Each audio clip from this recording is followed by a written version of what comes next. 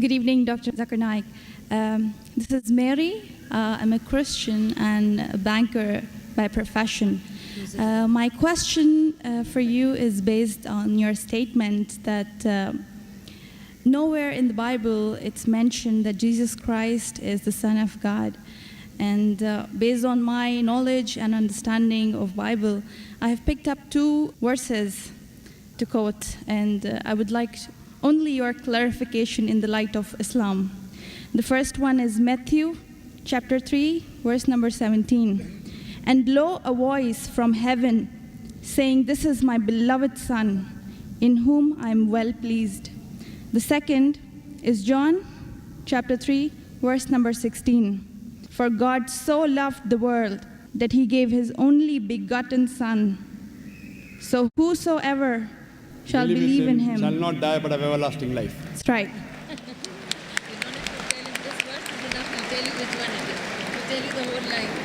Sister, just to correct your statement, you made a question saying that I said that nowhere in the Bible it says that Jesus is Son of God. I never said that nowhere in the Bible is it mentioned that Jesus is Son of God. I said there is not a single unequivocal statement in the complete Bible. There is not a single unambiguous statement in the complete Bible where Jesus Christ, peace be upon him, himself says that I am God, or where he says worship me. I never said the Bible does not say Jesus is Son of God.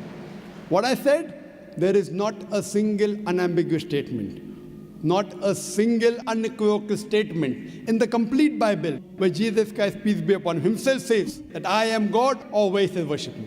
If you point out any such two statements, I'm ready to accept Christianity. If your question assumes that Son of God means Jesus is God, very well I'll reply to your question. Many Christians think that just by the statement Son of God means Jesus is God. Sister, do you know in the Bible, Adam is Son of God, Ephraim is Son of God, Israel is Son of God. God has got sons by the tons in the Bible. That means you haven't read your Bible, sister. So do you mean to say all of them are gods? Is Adam God? Is Ephraim God? Is Israel God? No. Son of God, sister, is a statement used if you read Romans chapter number 8, verse number 14. All those that are led by the Spirit of God, they are sons of God. Means if you follow the commandment of God, if I follow the commandment of God, I am a son of God. In this way, undoubtedly, Jesus Christ, peace be upon him, verily is the most beloved Son of God. Meaning, he is following the commandment of God. I have got no problem at all.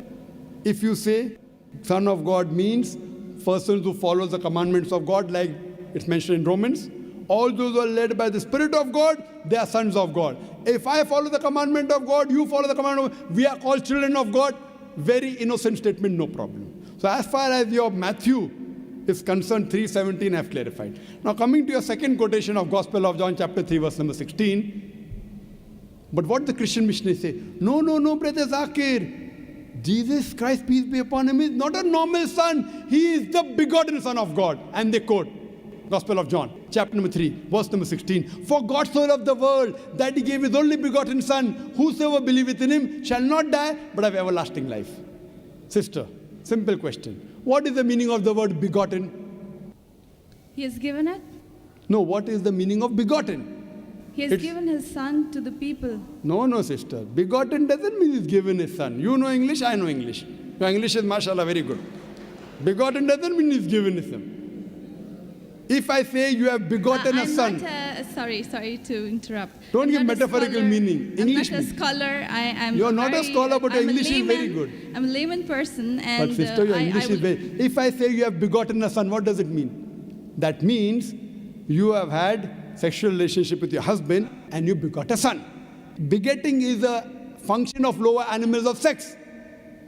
How can I attribute this function to Almighty God? Who did God have sex with? Who?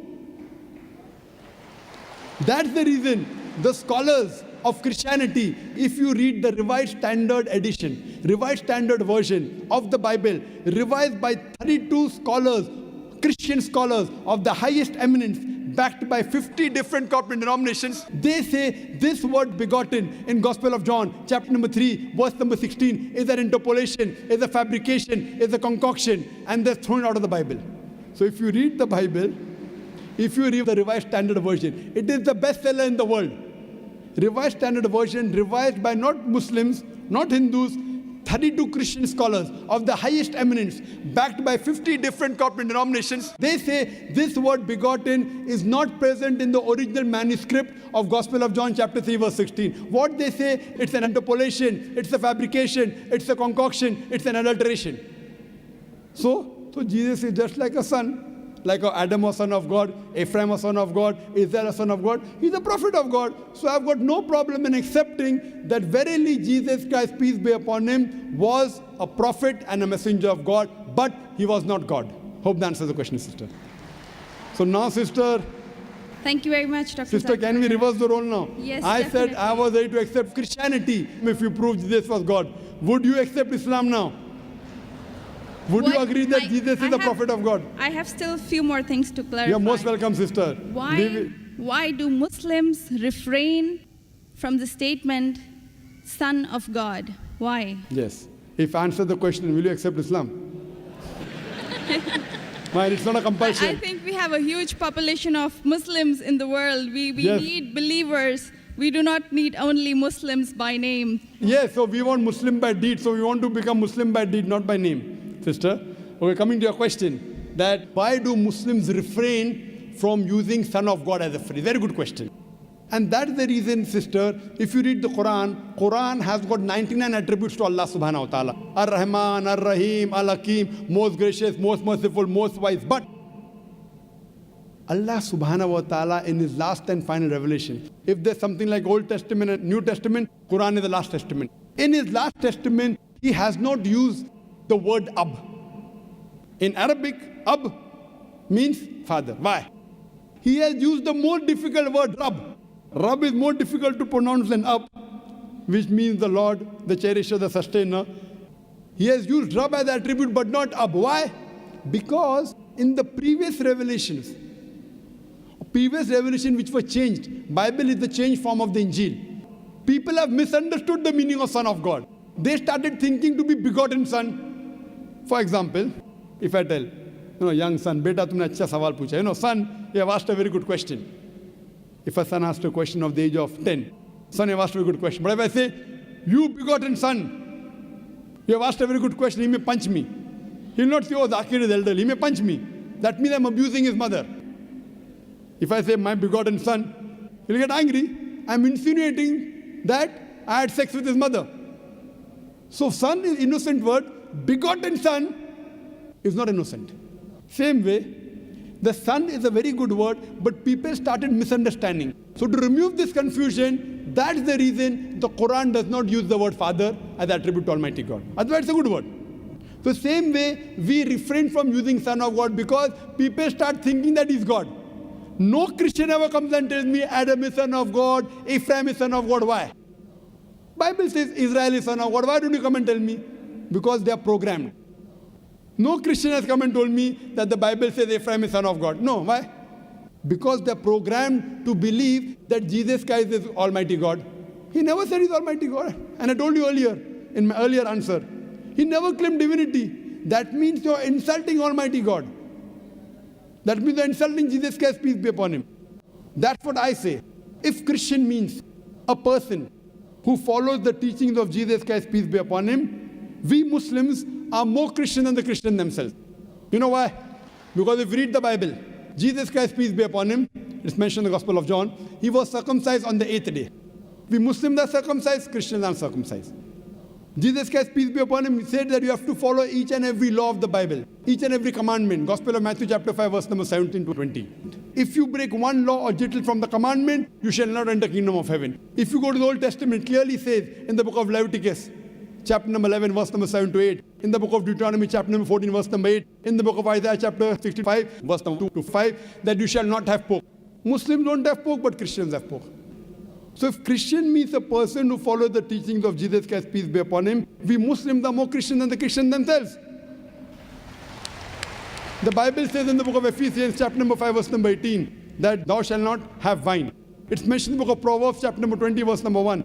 Wine is a mocker. You should not have wine. Muslims don't have alcohol, but the Christians have alcohol. Further, if you analyze, there are various references I can give you. So if Christian means one who follows the teachings of Jesus Christ, peace be upon him, I say that I am more Christian than the Christian themselves. If you become a Muslim, you are a more better practicing Christian than the so-called namesake Christians.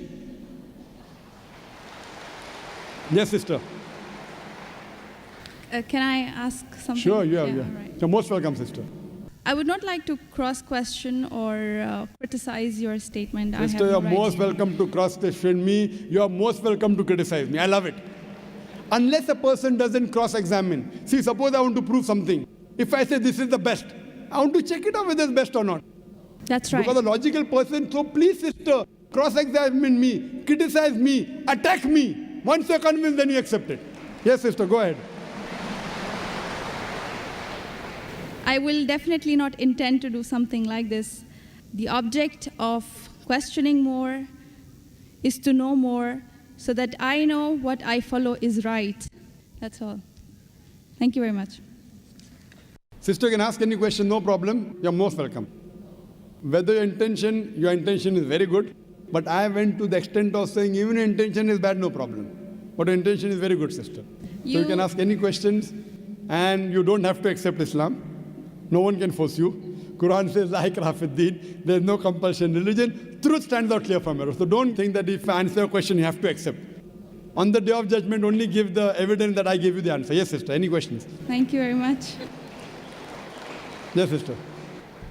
You said that we Muslims are better Christians than the actual Christians.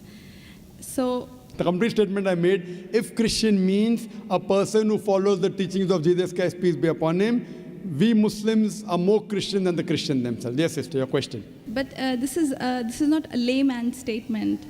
Do not have a specialized knowledge of Islam and as well as Christianity. And you can ask the doctors of divinity whether I'm saying is right or wrong. Yes, sister. Thank you very much, Dr. Zanak. So what is the question that? That was my question, that why did you mention that we Muslims are better Christians than the actual Christians? When I said that, why did I say that? I think this is beyond my thinking, that That's why right. would a Muslim call himself a Christian? No, correct. Why? Because we love Jesus Christ, peace be upon him. We love him more than you. We love him, we respect him, we revere him, but we don't worship him. The reason I said this because I love Jesus Christ, peace be upon him. I respect him, I revere him, but I don't worship him. Because he never told me to worship him. If he would have told me to worship him, I would have worshipped him.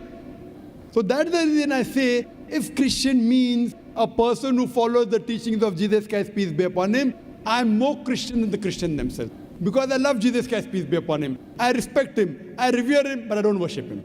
So hope that answers the question, sister. Thank you very much.